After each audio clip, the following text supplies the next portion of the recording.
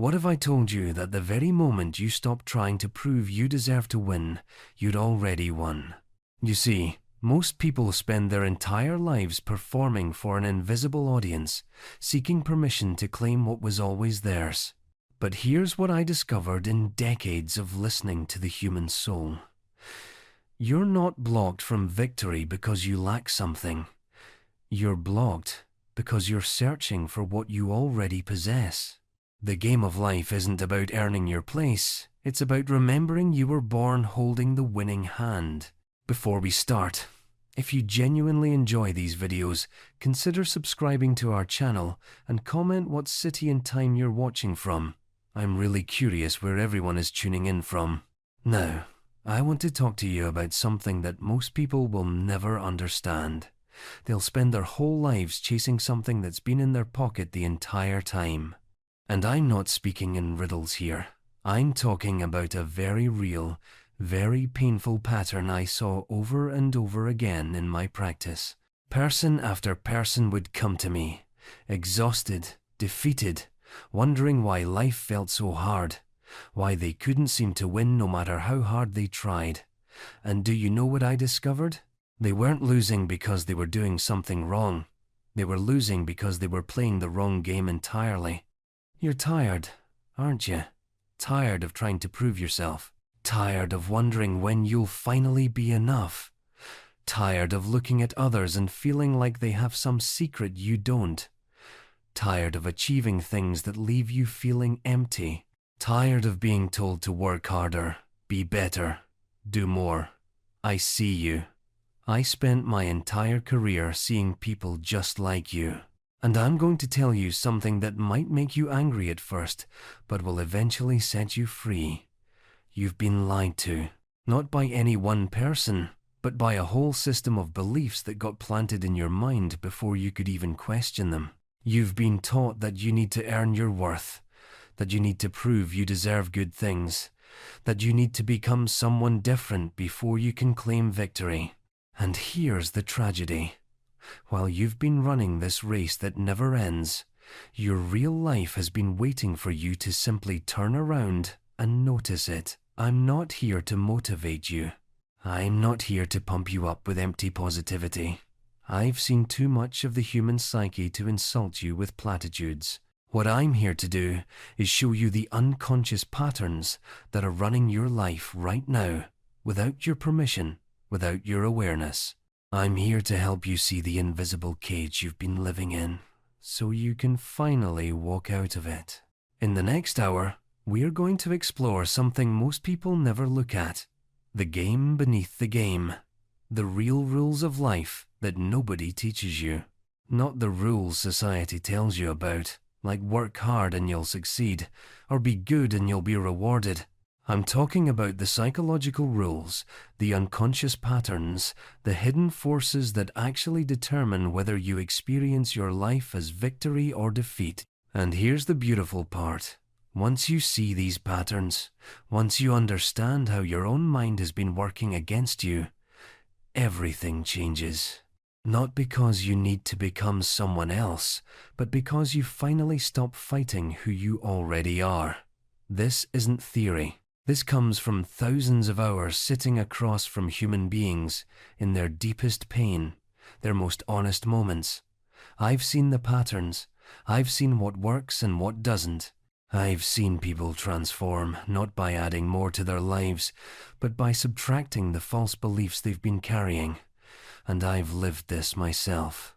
I spent years of my own life performing, seeking approval, trying to prove my worth through my work, through my discoveries, through my reputation. And I'll tell you honestly, it was exhausting.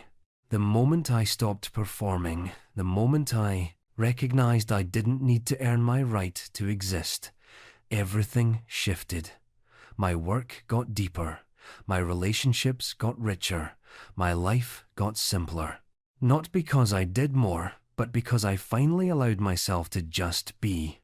So here's what we're going to do together. First, I'm going to tell you some stories. Real stories from my practice, from my life, from the depths of the human experience. stories that will help you see yourself more clearly. Then, I'm going to teach you the core principles, the psychological laws that govern how your mind actually works. Not how you think it works, not how you wish it worked, but how it actually operates beneath your awareness. And finally, I'm going to give you specific practices, simple things you can do today, right now, that will help you step out of the old game and into the one you were meant to play. Let me tell you about a patient I had many years ago. He came into my office and he looked, on paper, like the most successful man you could imagine, wealthy beyond measure, respected in his field, married to a beautiful woman, children who adored him. He had everything society promised would make him happy. But he sat in my chair and said something I'll never forget. He said, "Dr. Freud, I feel like I'm watching my life from the audience, like there's someone on stage performing, doing all the right things, saying all the right words, and I'm just sitting in the dark watching him. And I don't know who that person is, but it's not me." I asked him a very simple question. I said, "When did you stop being you?" And he went quiet for a long time. Then he started to cry. Not dramatic tears, just quiet tears. The kind that come when something true finally gets spoken. He told me that when he was young, he wanted to be a musician. He loved music more than anything. But his father told him that musicians starve, that real men build empires, that success means money and power and control. So he buried that part of himself. He learned to want what his father wanted. He learned to measure success by his father's ruler. He learned to perform the role of the successful man, and he performed it so well that everyone believed it. Everyone, except the part of him that knew the truth. This man had spent 40 years climbing a mountain someone else built. And when he reached the top, when he had everything he was told to want, he discovered there was nothing there. No satisfaction, no peace, no victory. Just the hollow echo of a life lived for someone else's approval. And here's what I need you to understand. This isn't a unique story. This is your story. Maybe the details are different. Maybe it's not your father. Maybe it's your mother, or your teachers, or society, or Instagram, or whatever voice got inside your head and told you who you needed to be. But the pattern is the same. You're living a script you never wrote. You're playing a game by rules you never chose, and you're wondering why winning feels so much like losing. We worked together for months, this man and I, and slowly we began to unearth the real him, the part he'd buried at 8 years old when his father first dismissed his dreams. We had to go back to that moment, to that young boy with his whole heart in his music, and ask him what he really wanted. Not what he should want, not what would make his father proud. What did his soul actually long for? And you know what happened? He started playing music again, just for himself at first. In his study, door closed, like he was doing something shameful. But gradually, something came alive in him. A light I hadn't seen in our sessions before. He wasn't performing anymore. He was expressing. And the difference was everything. Now, I'm not telling you this story so you'll quit your job and become a musician. I'm telling you this story because I want you to understand something crucial. The version of you that the world sees, the version you've been performing, that's not the real you. That's a character you created to survive, to get approval, to fit in, to avoid rejection. And that character might be very successful. It might be very polished. It might even be admired. But it's exhausting to maintain, isn't it? Because it's not real. And somewhere deep inside, you know it. The real you is the one you were before you learned to perform. Before you learned that love was conditional. Before you learned that your worth depended on your achievements. That version still exists. Buried, maybe? Forgotten, perhaps? But not dead. Never dead. And the game of life isn't about building a better mask, it's about having the courage to take the mask off and see what's underneath.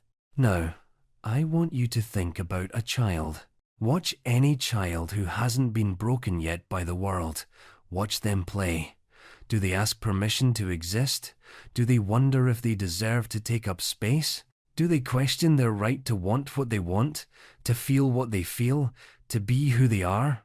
No, they just are. They create. They explore. They claim the world is theirs, naturally, easily, without apology. You were that child once. You had that same natural confidence, that same unconscious knowing that you belonged here, that you were enough exactly as you were. But then something happened. Society started teaching you. Parents started shaping you. Culture started conditioning you. You learned that love is conditional. You learned that acceptance comes with a price. You learned that to belong, you had to become someone other than yourself. And slowly, painfully, you started to split. There's the you that you really are, buried deep inside. And there's the you that you perform, the mask you wear to get through the world. And most people spend their entire lives maintaining that mask, feeding that performance, never realizing that the mask is suffocating the very person they're trying to protect. I remember one patient, a young woman, who came to me because she couldn't understand why. She felt so anxious all the time. She had friends, a good job, a loving family. Nothing was wrong on the surface, but inside she was drowning. We started exploring her childhood, and she told me about how she learned very early that being good meant being quiet. Being nice meant never disagreeing. Being loved meant never having needs. So she became that. The perfect daughter, the perfect friend, the perfect employee. Always agreeable, always accommodating, always putting others first. But here's what was happening underneath. Every time she swallowed her truth, every time she said yes when she meant no, every time she smiled when she wanted to scream, a little part of her died. Not literally, but psychologically. She was killing her authentic self bit by bit, and her anxiety was the alarm bell. Her body was screaming, "This isn't right! This isn't you! Stop!" But she didn't know how to listen. She'd been performing for so long that she didn't even know who she was without the mask. We worked on helping her find her voice again. Small steps. Saying no to one small thing. Expressing one honest preference. Setting one tiny boundary. And each time she did, the anxiety actually got worse at first. Because her whole system was afraid that if she stopped being perfect, she'd be abandoned. If she stopped being agreeable, she'd be rejected. If she stopped being nice, she'd be alone. But we kept going. And gradually, something remarkable happened. The people who truly loved her more when she was real. The relationships that couldn't handle her authenticity fell away, and she realized those weren't real relationships anyway. And the anxiety began to lift, not because her circumstances changed, but because she stopped betraying herself. This is what I mean when I talk about the cost of performance. You think you're protecting yourself by hiding, by conforming, by being what others want you to be, but you're actually destroying yourself. You're choosing slow death over honest life, and your body knows it, your psyche knows it. That's why you feel anxious, depressed, empty, exhausted, not because something's wrong with the world, because something's wrong with how you're living in it. Let me tell you something from my own life, because I don't want you to think I'm speaking from some position of perfection. When I was younger, building my career, I was obsessed. Obsessed with being recognized, with being remembered, with being important. Every paper I wrote, every lecture I gave, every theory I developed, there was this voice underneath asking, will this be enough? Will they finally see me? Will I finally matter? I was performing for a phantom audience, seeking approval from people who didn't even exist, and the work suffered for it. Not because I wasn't smart enough or dedicated enough, but because I was creating from fear, not from truth. Then I had a moment, a breakdown really, where I realized what I was doing.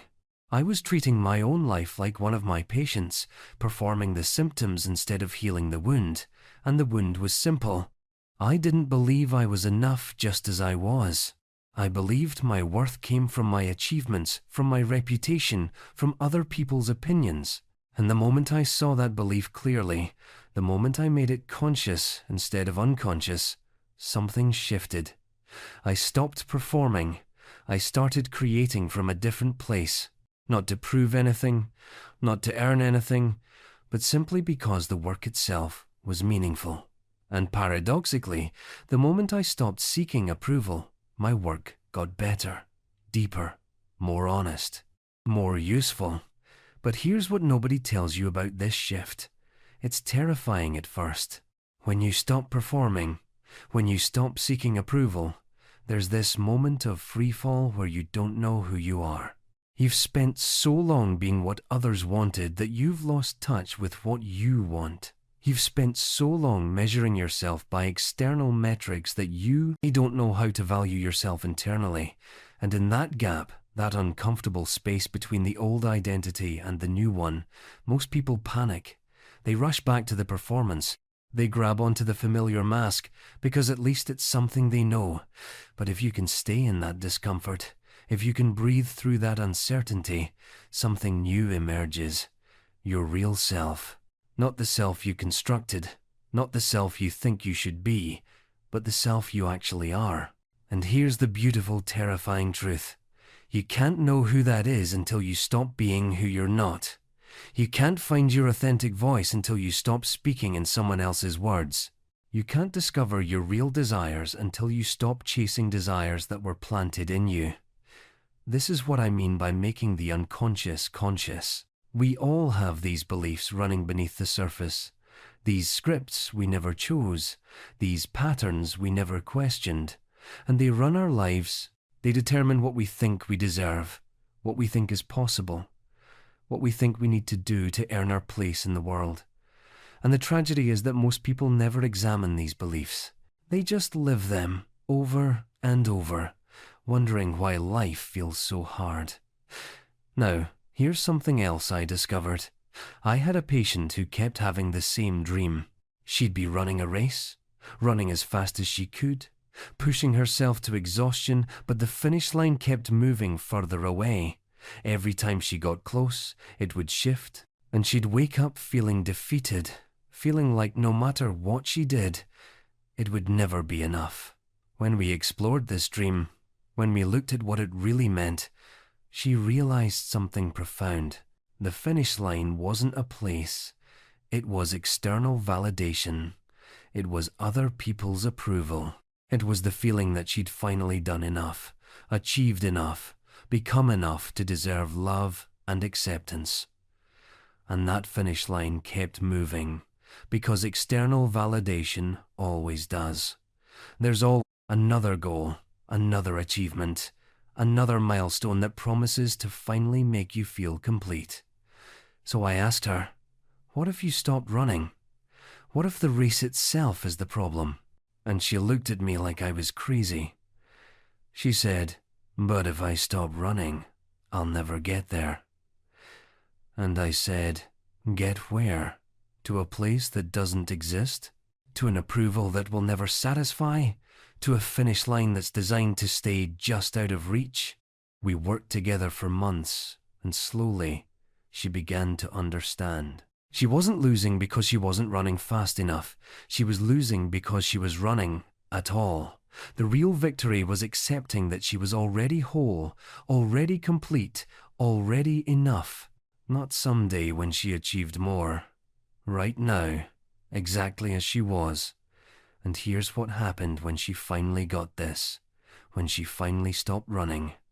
Her whole life reorganized itself. The job she'd been desperately clinging to because it gave her status, she realized it was making her miserable, so she left. The relationship she'd been forcing because it looked good on paper, she realized it was empty, so she ended it. The friendships that were based on performance and comparison, she realized they were draining her, so she let them go. And in that space, in that terrifying, beautiful space of not performing, new things emerged. A job that actually lit her up.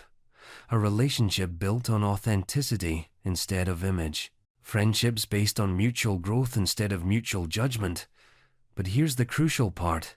She didn't get these things because she became more worthy. She got these things because she finally recognized her worth. The change wasn't external.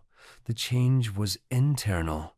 She stopped seeking validation and started living from her own center. And when you live from your own center, when you stop performing for approval, you naturally attract what's actually aligned with you, not what looks good, not what impresses others, what's actually real. This is the shift I want you to make. From striving to prove your worth, to recognizing your worth, from earning your place, to claiming what was always yours, from performing for approval to living from authenticity. And I know what you're thinking. You're thinking, that sounds nice, Freud. But the real world doesn't work that way. I have bills to pay. I have expectations to meet. I can't just stop caring what people think. And you're right, in a way. But you're also missing the point. I'm not telling you to become irresponsible. I'm not telling you to ignore reality or stop working or live in some fantasy world. What I'm telling you is that there's a difference between responding to life from a place of wholeness versus responding from a place of lack. When you believe you're not enough, every action comes from fear. You work to prove yourself. You achieve to earn love. You perform to get approval. And no matter what you accomplish, it never fills the hole because the hole isn't real. It's a belief, not a truth. But when you recognize your inherent worth, when you stop fighting against yourself, when you accept that you don't need to earn your right to exist, everything changes. You still work, but you work from inspiration instead of desperation. You still achieve, but you achieve because the work itself is meaningful, not because you need the achievement to feel valuable. You still care about others, but you care from overflow instead of depletion. This isn't some magical thinking. This is practical psychology. This is how the mind actually works. Let me teach you something fundamental about your psyche. You have 3 parts inside you, and most people don't even know they're there. The first part, I call it the id. This is your raw, instinctual self. This is the part that wants what it wants, when it wants it, without consideration for consequences. This is pure desire, pure impulse, pure need. A baby is all id. When they're hungry, they cry. When they want comfort, they demand it. There's no filter, no consideration, no delay. It's completely unconscious, completely automatic, completely focused on pleasure and avoiding pain. Then, as you grow up, you develop what I call the superego.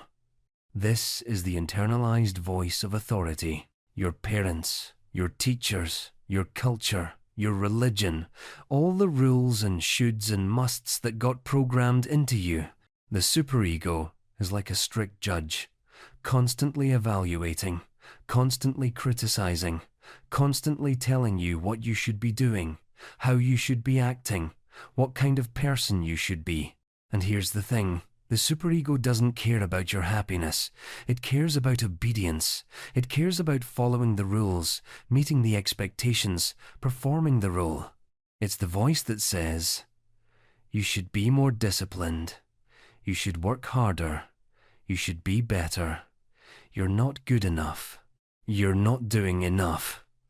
And caught between these 2 forces is your ego, your conscious self, the part of you that's trying to navigate reality, trying to balance desire with responsibility, trying to live in the real world while managing both the demands of your instincts and the demands of your conscience.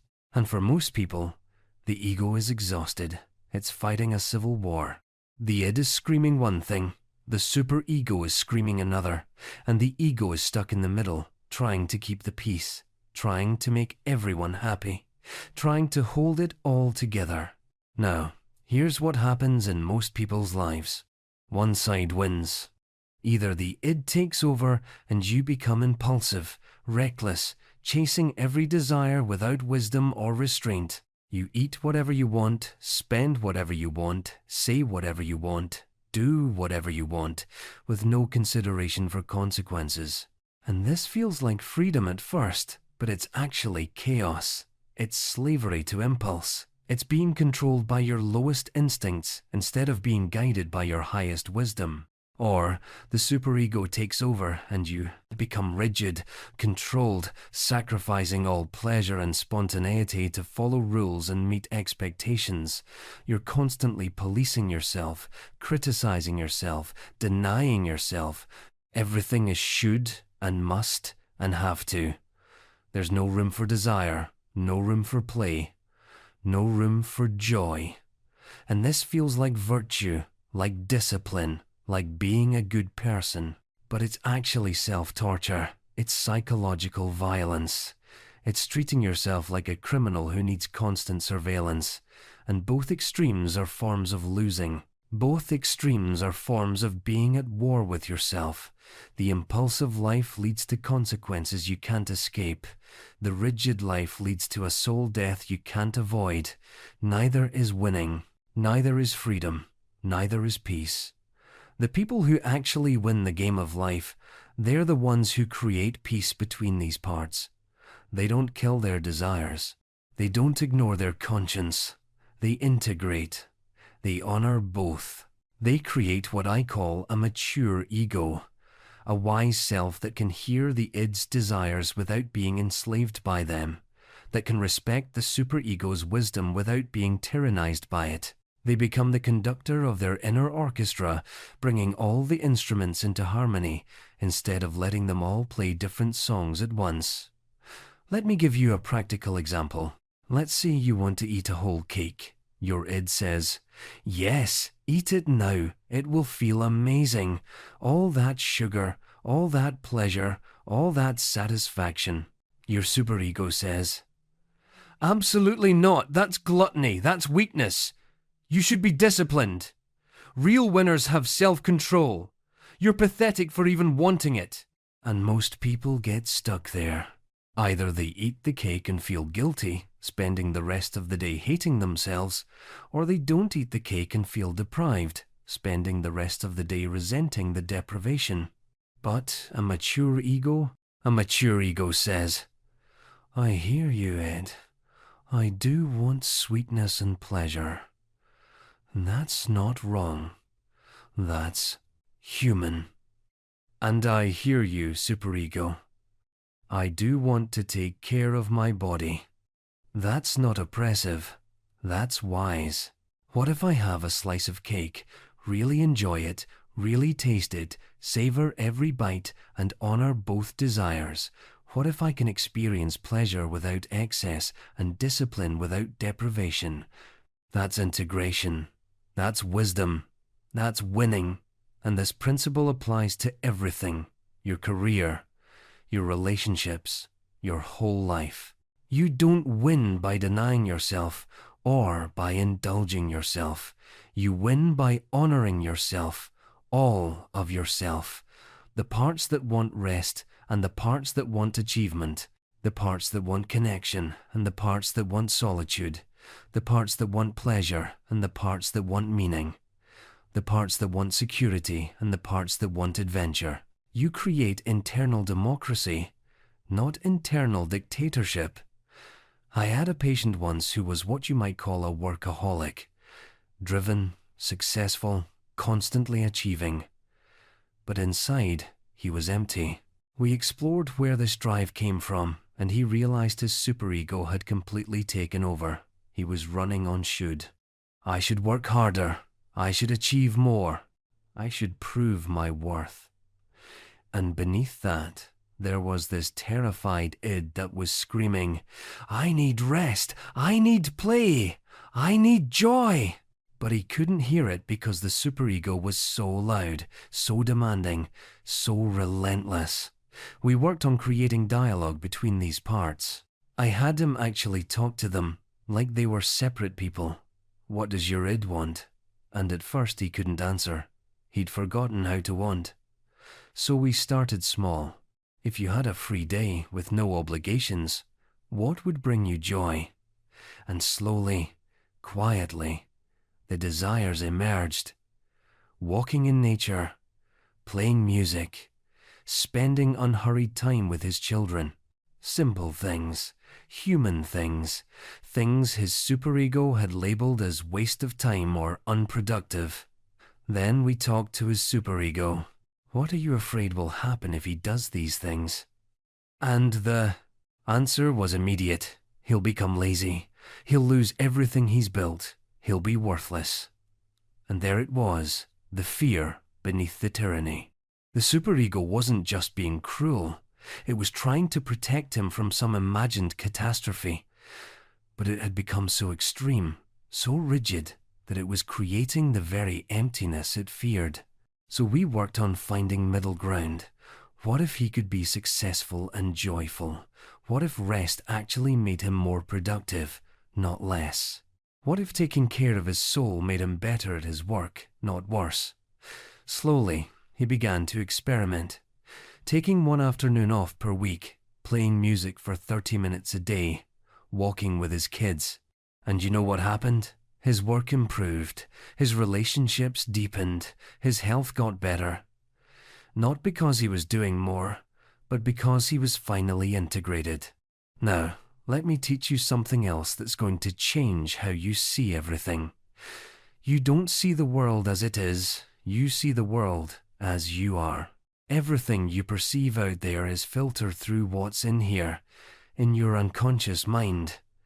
If you believe deep down that you're not worthy, you'll see rejection everywhere. Someone doesn't text you back, and you'll make it mean they don't care. Someone criticizes you, and you'll make it mean you're fundamentally flawed. Someone succeeds, and you'll make it mean there's not enough success for you. But if you believe deep down that you're inherently valuable, you'll see the same situations completely differently. Someone doesn't text you back, and you'll assume they're busy. Someone criticizes you, and you'll consider whether there's truth in it without making it mean you're worthless. Someone succeeds, and you'll feel inspired instead of threatened. Same external reality, completely different internal experience. And the internal experience is what actually determines your quality of life. This is what I mean by projection. We project our inner world onto the outer world. We don't see things as they are.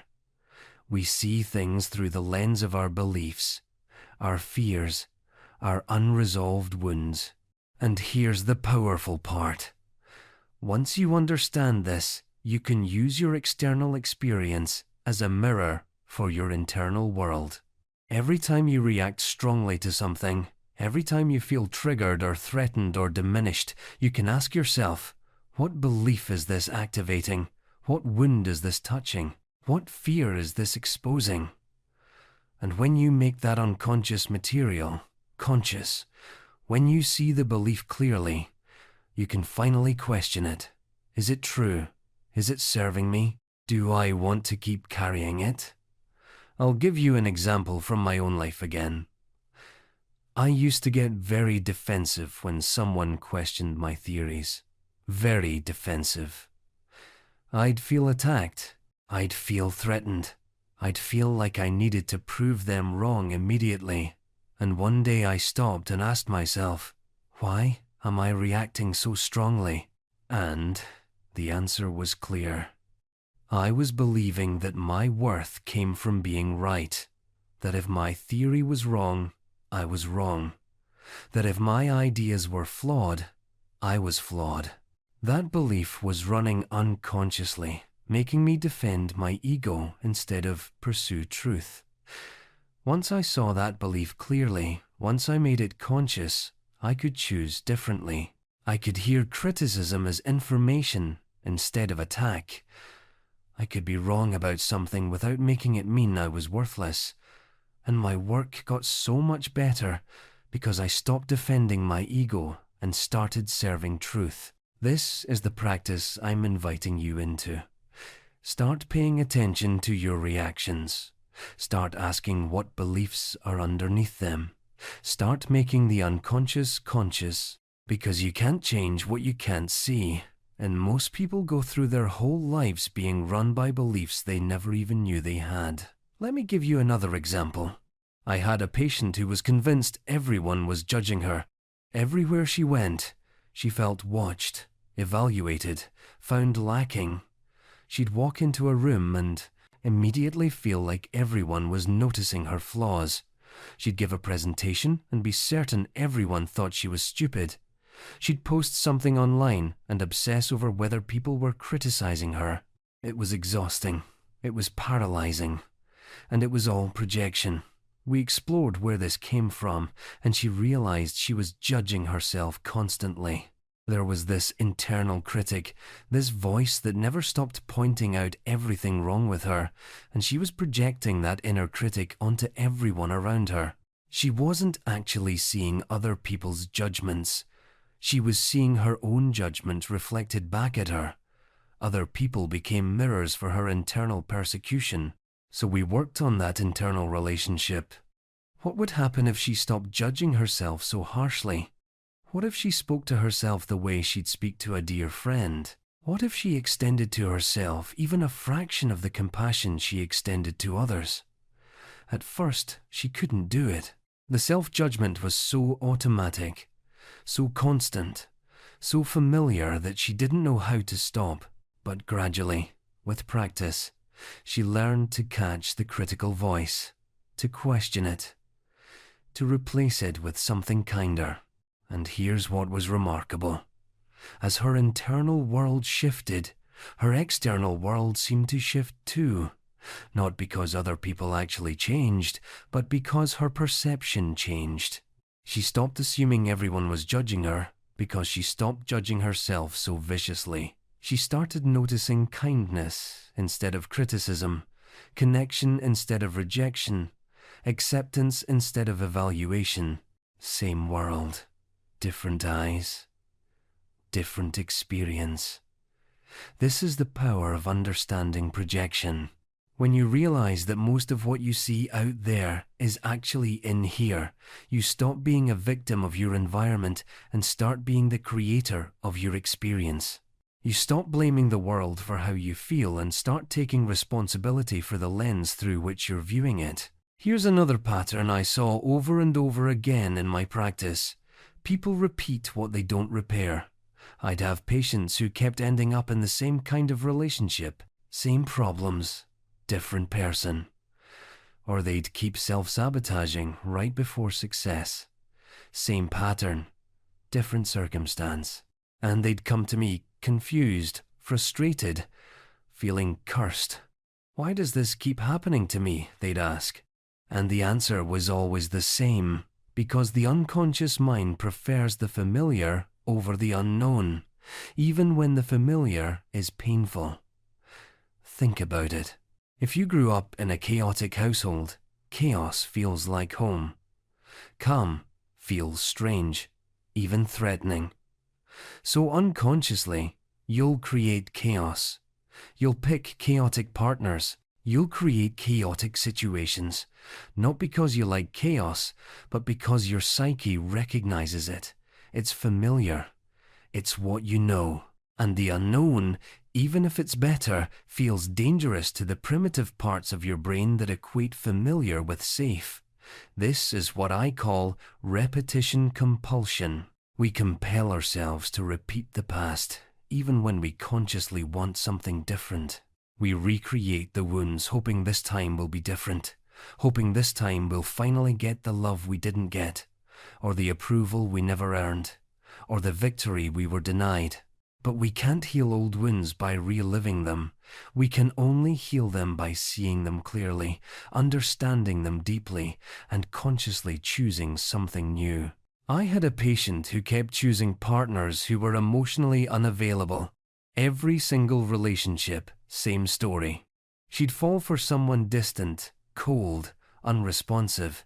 She'd try desperately to get their love, their attention, their approval. She'd twist herself into knots trying to be perfect enough to finally break through their walls. And every time, she'd fail.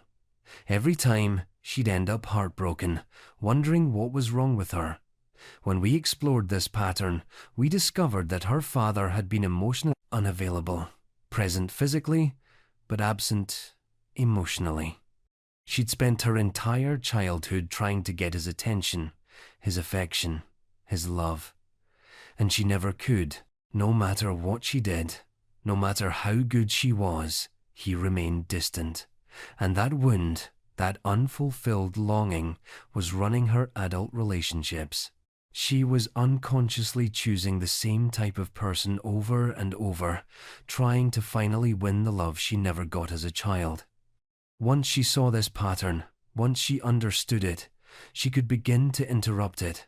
She could notice when she was attracted to someone unavailable and ask, am I choosing this person because they're actually right for me, or because they remind me of my father? She could catch herself trying to earn love and remember, I'm doing that thing again.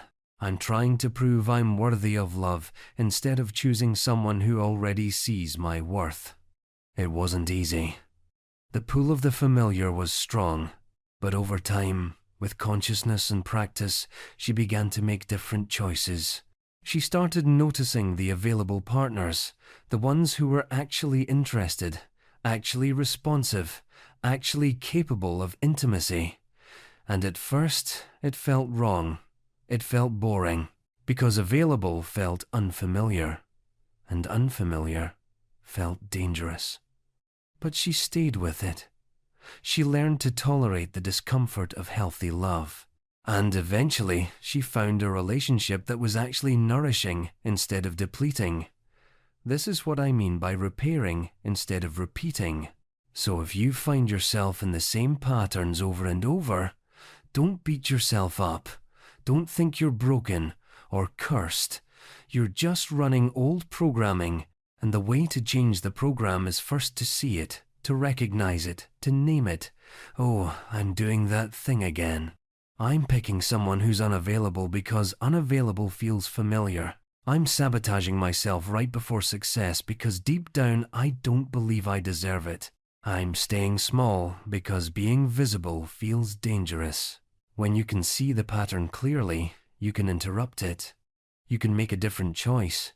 You can write a new story, but you have to be willing to tolerate the discomfort of unfamiliar.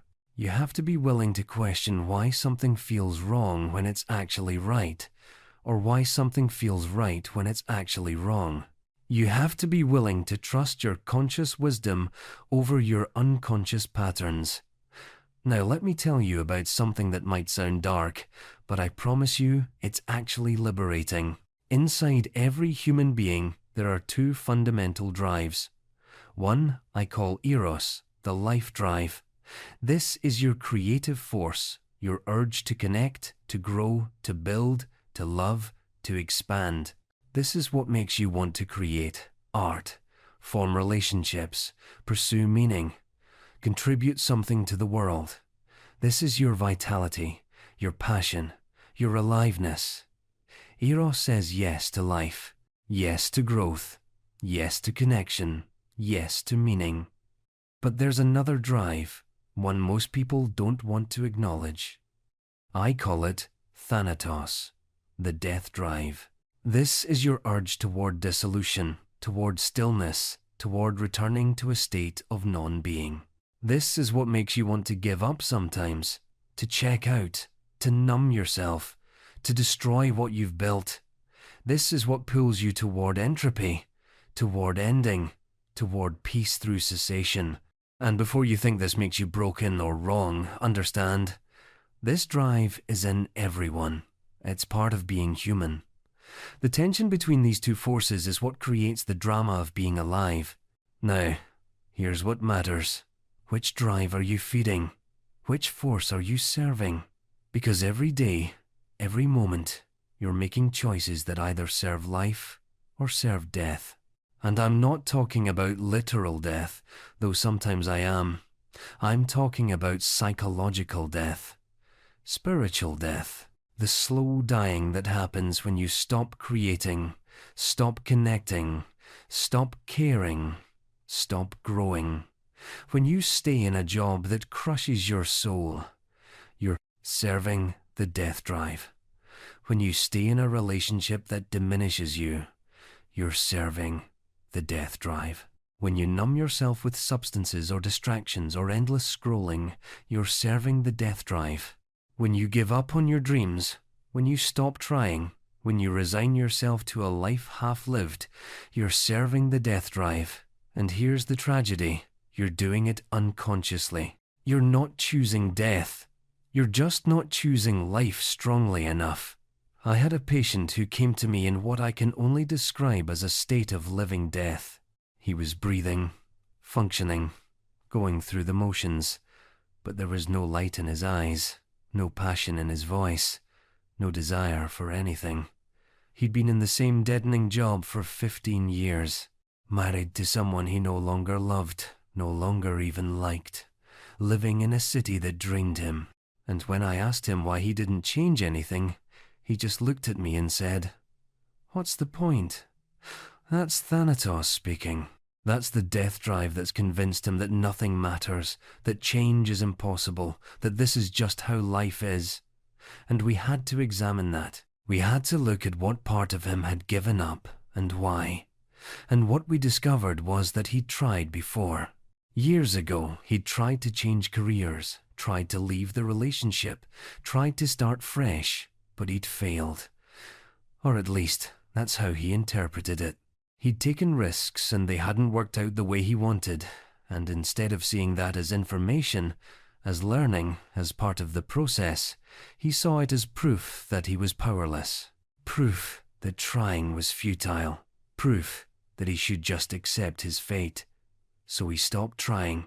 He stopped hoping. He stopped wanting. And in doing so, he thought he was protecting himself from disappointment. But what he was actually doing was choosing slow death over messy life. He was choosing the numbness of resignation over the aliveness of possibility. And his whole body, his whole being, was suffering for it. We worked together to reignite that life force, not with some big dramatic change at first, but with small acts of aliveness. What's one thing that would make you feel a little more alive today? He started with simple things, taking a different route to work, listening to music he loved, calling an old friend, cooking a real meal instead of eating frozen food. Tiny choices, but each one was a vote for life over death.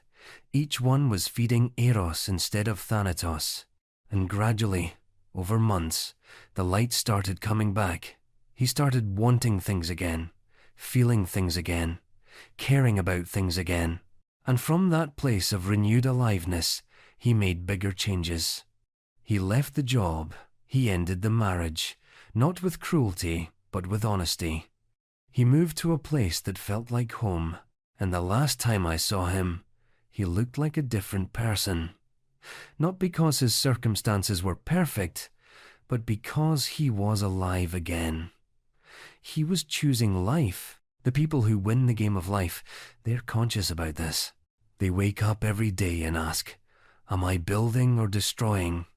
Am I creating or consuming? Am I expanding or contracting? Am I choosing life or choosing death? And they make small choices every single day that tip the scale toward Eros, toward life, toward growth, toward meaning. They're not perfect. They still have moments of wanting to give up. They still feel the pull of Thanatos. But they recognize it, they name it, and they consciously choose the other path. So let me ask you right now, what are you feeding? When you look at your daily choices, your habits, your patterns, are you feeding life or death? Are you nurturing your creativity or killing it? Are you deepening your connections or isolating yourself? Are you pursuing what matters or distracting yourself from what matters? This isn't about judgment. This is about awareness. Because you can't change what you won't see. And let me be clear. Choosing life doesn't mean being happy all the time. It doesn't mean everything goes well. It doesn't mean avoiding pain or difficulty or struggle. Choosing life means engaging with reality fully, even when it's hard. It means feeling your feelings, even the painful ones. It means taking risks, even when you might fail. It means staying open, even when you've been hurt. It means continuing to create, to connect, to care, even when the world gives you reasons not to. Choosing death, on the other hand, looks like comfort. It looks like safety. It looks like protecting yourself. But it's actually a slow suffocation. It's the gradual narrowing of your life until you're living in a smaller and smaller box. And eventually, that box becomes a coffin. Now, I want to shift gears and talk about something practical. Something you can actually use. Because everything I've been teaching you is meaningless if you don't apply it. Knowledge without practice is just entertainment. And I don't want to entertain you. I want to transform you.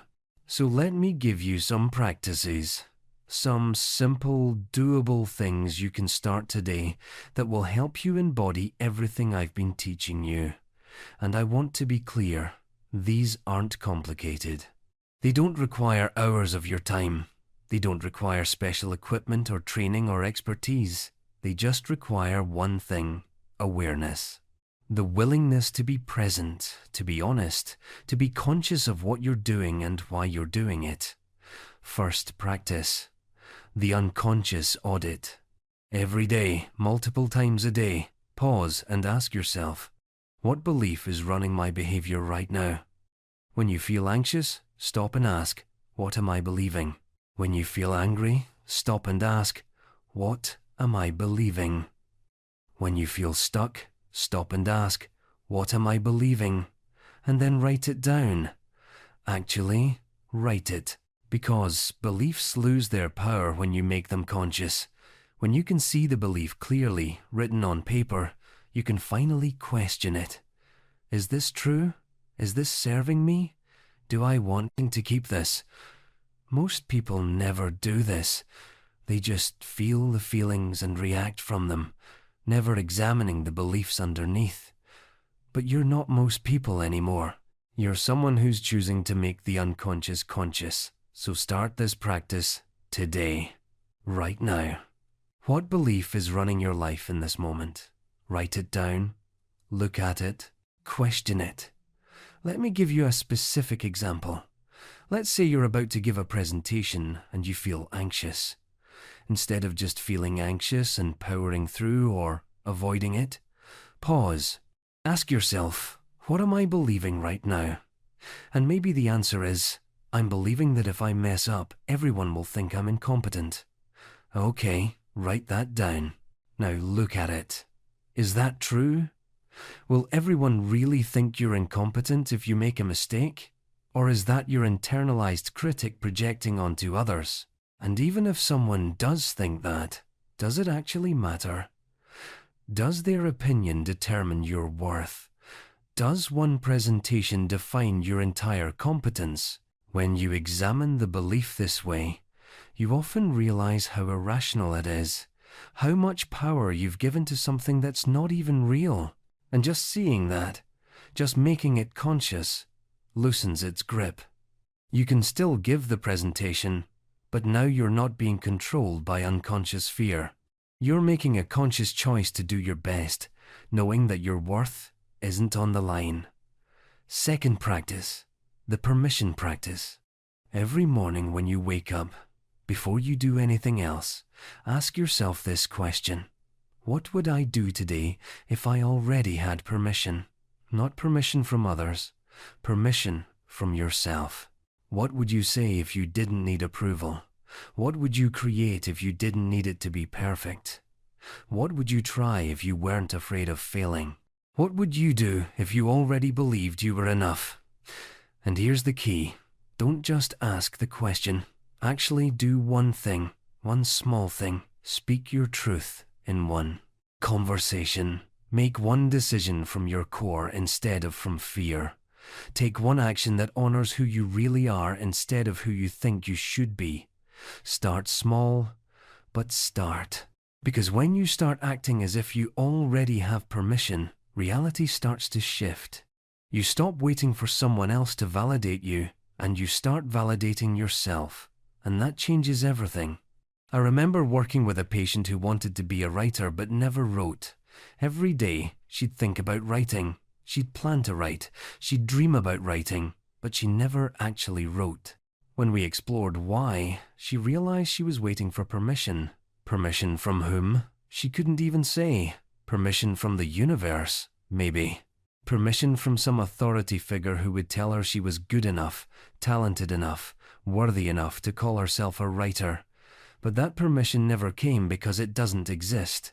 There's no writing police who grant licenses. There's no external authority who determines who gets to create. So I gave her a simple assignment. Write one paragraph every morning. Not a good paragraph.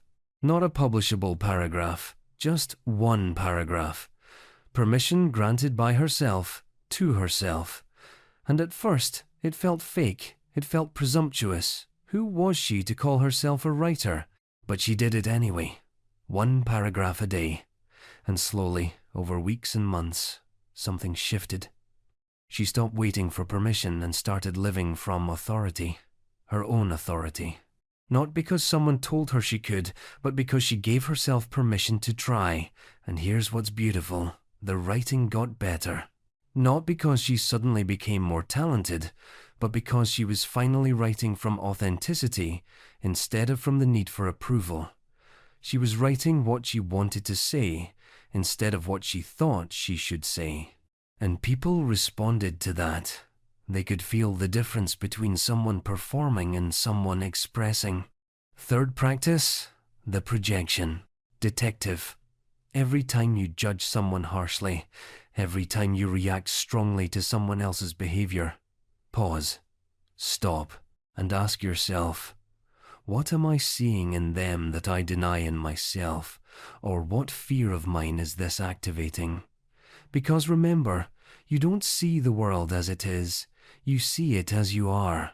So other people become mirrors for your unconscious. That person who annoys you because they're so needy, maybe you're denying your own neediness. That person who triggers you because they're so arrogant, maybe you're afraid of your own power. That person who frustrates you because they're so lazy, maybe you're not allowing yourself to rest. When you start using your external reactions as information about your internal world, everything becomes curriculum. Every relationship becomes a teacher. Every trigger becomes an opportunity to see yourself more clearly, and over time, you stop being a victim of your reactions and start being a student of them. I'll give you a personal example. There was a colleague of mine, years ago, who irritated me intensely. Everything about him bothered me.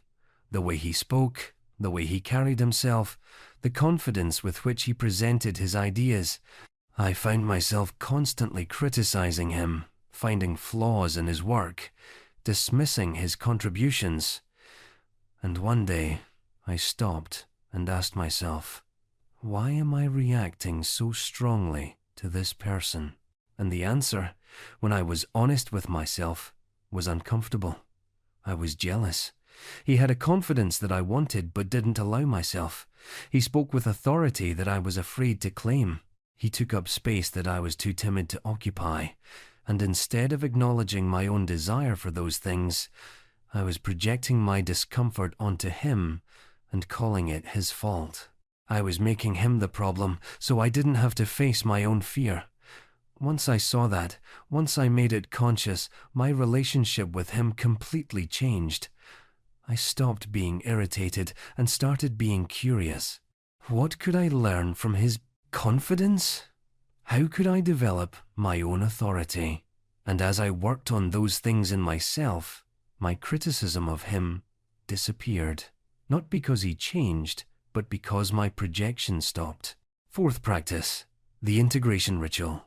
At the end of each day, take just 5 minutes and have a conversation with your inner team. Talk to your id. Ask it, what do you want? What do you need? What are you craving? And listen.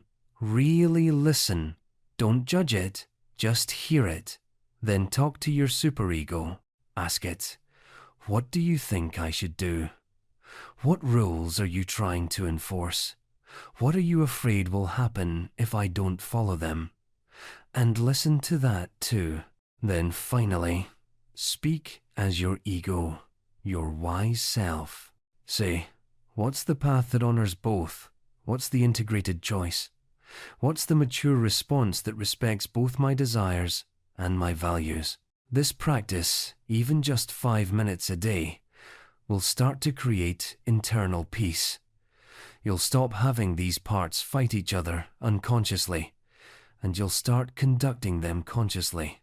You'll become the leader of your own psyche instead of being pulled in 10 directions by parts you don't even know exist. Let me give you an example of how this might work. Let's say you had a hard day, and your id wants to binge watch television and eat junk food all night, and your superego says, absolutely not. You should be productive. You should work on that project. You should go to the gym. You're being lazy and weak. And normally, you'd either give in to the id and feel guilty, or obey the superego and feel deprived. But with this practice, you have a conversation. You say to your id, I hear you. You want comfort and rest and pleasure. That's valid. You say to your superego, I hear you too. You want me to take care of my responsibilities and my health. That's also valid. Then you ask your wise self, what would honor both? And maybe the answer is, I'll take 1 hour to rest and watch something I enjoy without guilt. Then I'll do 30 minutes of gentle movement. Not as punishment, but as care. And I'll go to bed at a reasonable time so I can be fresh tomorrow. That's integration. That's maturity. That's winning. Fifth practice, the pattern breaker. Identify one recurring pattern in your life that you want to change.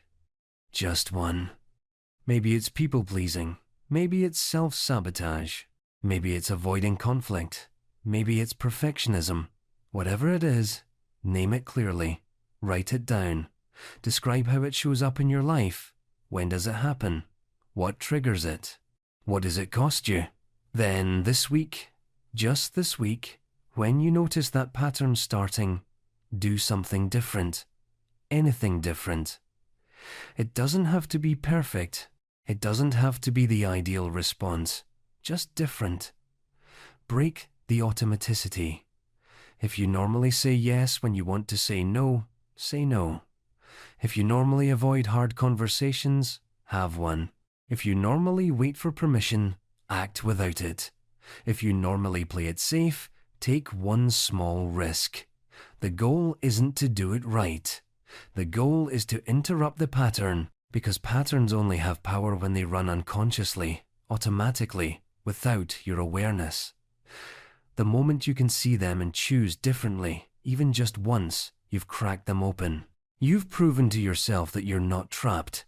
You have choice, and once you know you have choice, everything changes.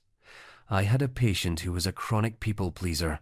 She said yes to everything, even when it exhausted her, even when it betrayed her own needs, even when it made her resent the very people she was trying to please.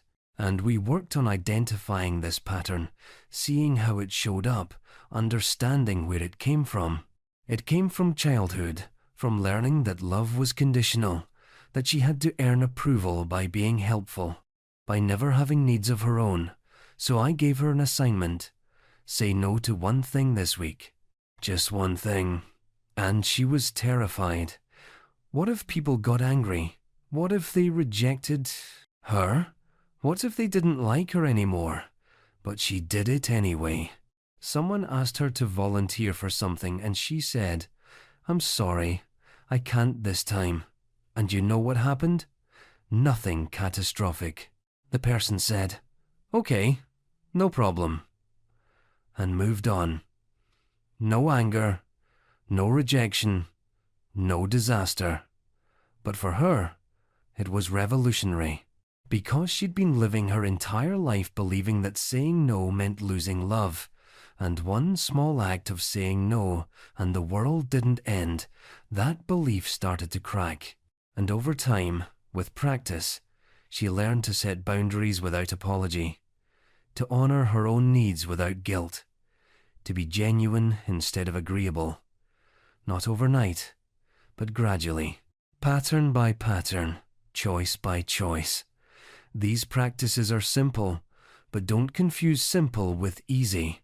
They require one thing that most people aren't willing to give: awareness. You have to be present. You have to be honest. You have to be willing to see things about yourself that you've been avoiding. But if you commit to these practices, if you actually do them instead of just thinking about them, you will transform, not because you're becoming someone else, but because you're finally becoming yourself. Now, let me add one more practice. This one is perhaps the most important of all: the death awareness practice. Once a week, sit quietly and ask yourself this question: if I died today, what would I regret not doing? What would I regret not saying? What would I regret not becoming? And then listen to the answer. Really listen. Don't dismiss it. Don't rationalize it away. Don't tell yourself you'll get to it someday. Listen to what your soul actually wants, what it's actually longing for, what it knows you're meant to be doing. And then ask yourself, why am I not doing that now? What's stopping me? What am I afraid of? What belief is keeping me from living fully? And whatever comes up, examine it. Question it. Challenge it. Because here's the truth. You're going to die. I'm going to die. Everyone dies. And the only question that really matters is whether you lived before you died. Whether you were really here. Whether you took the risks, said the truths, created the things, loved the people, became the person you came here to become. Most people live as if they have infinite time. They postpone. They wait. They play it safe. They tell themselves, someday, when conditions are perfect, when I'm ready, when I'm worthy, then I'll really live. But someday never comes. Conditions are never perfect. You're never completely ready. And if you're waiting to feel worthy before you start living, you'll wait forever, because worth isn't earned. It's recognized. I had a patient who came to me after being diagnosed with a serious illness, not terminal, but serious enough to make him confront his mortality. And he sat in my office and wept, not because he was afraid of dying, but because he was afraid he'd never really lived. He'd spent 45 years doing what he should do, being who he should be, following the path he was supposed to follow. And now, facing the possibility that his time might be shorter than he thought, he realized he'd never asked himself what he actually wanted. We spent our sessions not talking about the illness, but talking about life. What would bring him alive? What had he always wanted to do but never allowed himself? What would he regret if he never tried? And he made a list, a real list, and then he started doing those things, not recklessly, not irresponsibly, but deliberately, consciously. He took a pottery class because he'd always been drawn to it. He reached out to an old friend he'd lost touch with and rebuilt that friendship. He had honest conversations with his family about things that had been unsaid for years. He started writing, just for himself, about his life, his thoughts, his discoveries. If this resonated with you, make sure to subscribe for more, hit like to support, and drop a comment sharing your own experience. I'd love to hear from you. Tell me, what pattern are you ready to break? What permission are you finally giving yourself? What belief are you ready to question? Let's continue this conversation, because you're not alone in this. We're all on this journey together. And the more conscious we become individually, the more conscious we become collectively. So let's do this. Let's win the game we were meant to win, together, starting right now. Starting today. Starting with one small conscious choice that says yes to life, yes to truth, yes to becoming who you really are.